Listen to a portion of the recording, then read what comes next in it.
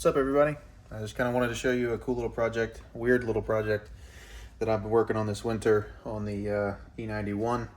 I know for a fact nobody will ever end up down this path. It's super awkward, super goofy, and pretty specific. So with this car, I've spent a lot of time and energy, more than most would bother, trying to make this the most kind of OEM plus driving experience that I possibly can, considering it has a GM V8 and a BMW, to the point where I've made custom pedestals to use stock GM C6 Corvette engine mounts. I use a stock 5th gen Camaro TR6060 transmission mount. I use a modified Shelby GT500 rubber isolated shifter with BMW shifter internals inside of it, all to try to reduce NVH while still obviously providing a reasonable amount of performance, so that when you drive the car, it feels as much like a BMW as any normal person would expect one to. So one of the big updates I made this year, or I should say last winter, was I switched over to the Seems Legit Garage E9x version 2 mounting kit. And one of the big reasons why I went with that was it kind of has this rear support bracket that you can kind of see here in gold, and it actually adds a fourth mounting point to the rear. So many of you familiar with BMWs, you have 2 front differential mounting points and then 1 rear differential mounting point.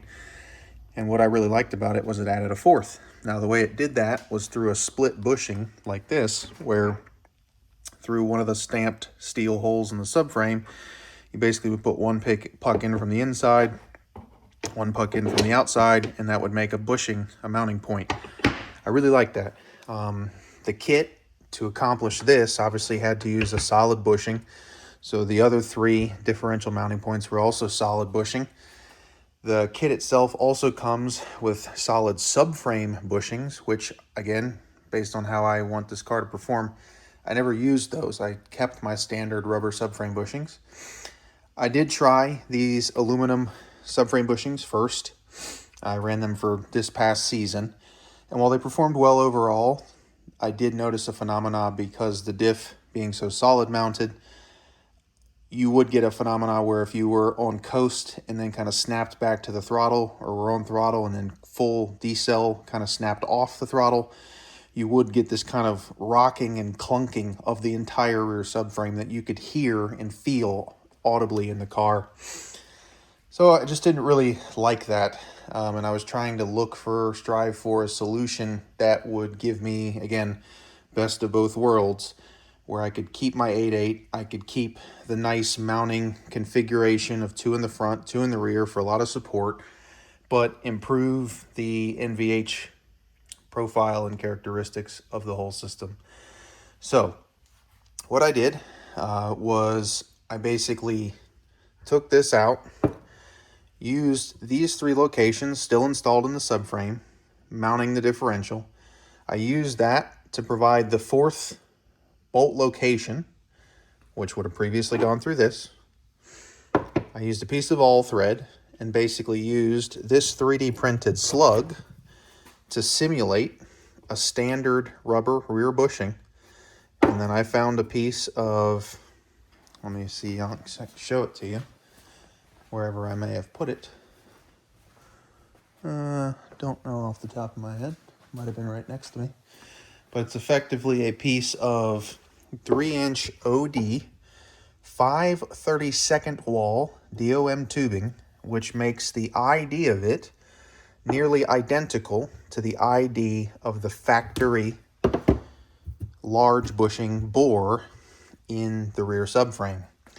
So basically what I did was, on the rear subframe, where the stamped steel hole originally was, and the Seems Legit kit used a split bushing to go through it, I basically took and cut a hole that was 3 inches ID, so that this printed quote-unquote mock-up bushing with the steel tube around it would center on the all thread, which came off the 4th bolt hole, would slide in through my now larger cut hole in the subframe through both layers, inner and outer, and then I welded that steel tube to the subframe.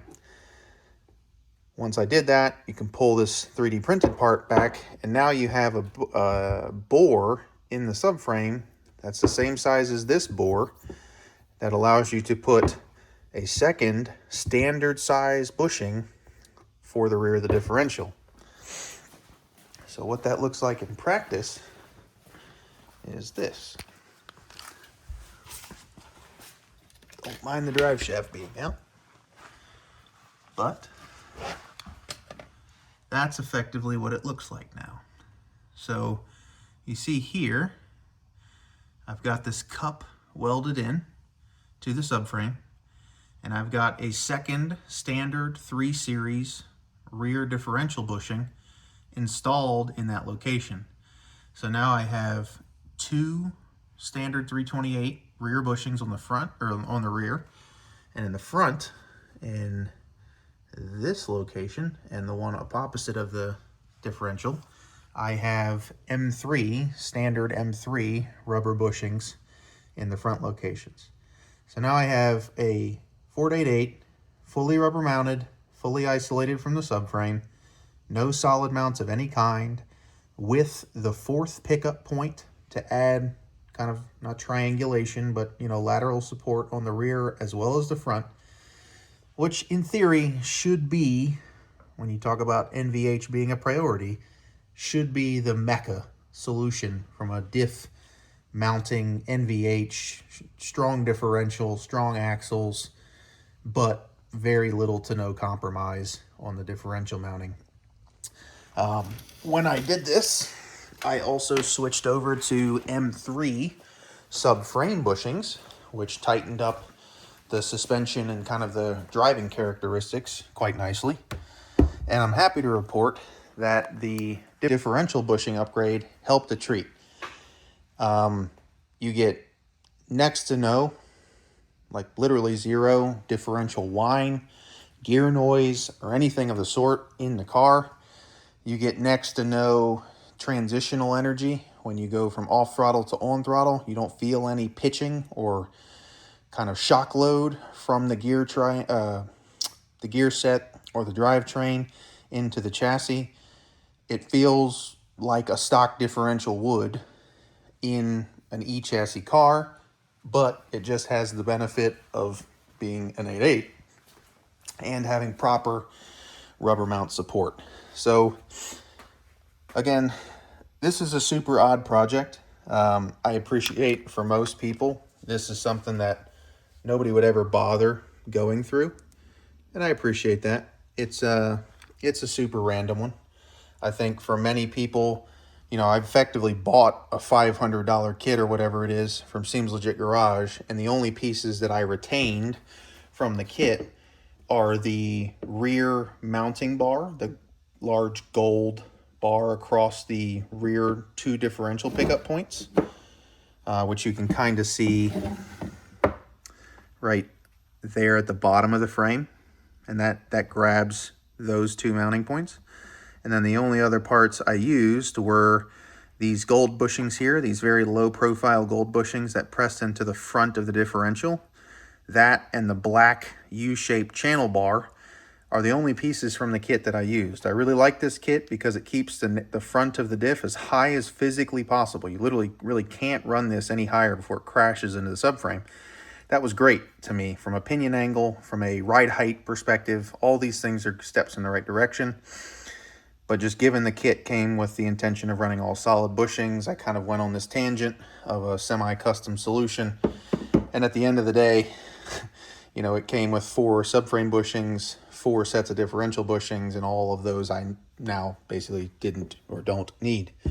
I've only kept the front and rear mounting bracket and the diff adapter bushings. So again, super goofy project. Appreciate not many people will be going down this path. If there is someone crazy enough or silly enough that has the same incessance to pursue OEM Plus in this regard that I do, feel free, hit me up, shoot me a message. I'm happy to talk about it more, but I just thought this would be a kind of cool video to go over what I think is probably the best heavy-duty E9X rear end setup without any compromises from a driving quality and NVH perspective. So again, thanks for checking this quick one out, guys. Appreciate it. I'll be sure to come back up with something when the next thing comes up. Thanks.